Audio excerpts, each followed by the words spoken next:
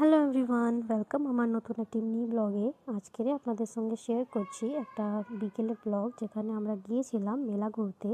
আমাদের ঘরের থেকে 10 মিনিট দূরেই একটা গ্রাউন্ড আছে, এখানে প্রত্যেকটাই বছর এই মেলাটা হয়, তাই আমরা গিয়েছিলাম ঘুরতে।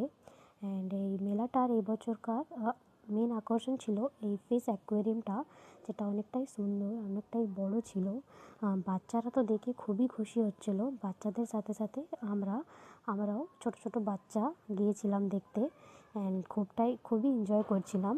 আর আমরা গিয়েছিলাম, আমি, আমার ননদের মেয়ে, আমার বোন আর আমার একটা বন্ধু গিয়েছিল। তাই আর সিয়াও গিয়েছিল, ওকে কী করে বলতে পারি। এই বন্ধুটা আমার বেস্ট ফ্রেন্ড অ্যাকচুয়ালি। এর দিদি যে আছে, ওই আমার ছোটোবেলায় থেকে বেস্ট ফ্রেন্ড ছিল, অ্যান্ড ক্লাসমেটও ছিল।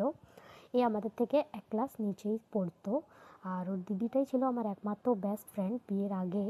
ওর দিদির বিয়ে হয়ে যায় 2019-এ। তারপরে থেকে আমি অনেকটাই একলা হয়ে গিয়েছিলাম, অ্যান্ড ও তো নিজের সংসারে বিজি হয়ে গিয়েছিলো অনেকটা। বিয়ের পরে যা হয় আর কি, কথা হতো খুবই কম, অল্প অল্প। আর তারপরে থেকেই এ আমার অনেকটাই বেশি বেস্ট ফ্রেন্ড হয়ে গেল। আমাদের ক্লোজনেসটা অনেকটাই বাড়তে লাগলো তখন থেকে। এ আমার ঘরের সামনেই থাকতো, সবসময় আমার সঙ্গে দেখা করতে আসতো, অ্যান্ড আমার সঙ্গে গল্প করতো, আমার সঙ্গে সব জায়গায় ঘুরতে যেত। আমরা অনেকটাই ক্লোজ হয়ে গেলাম।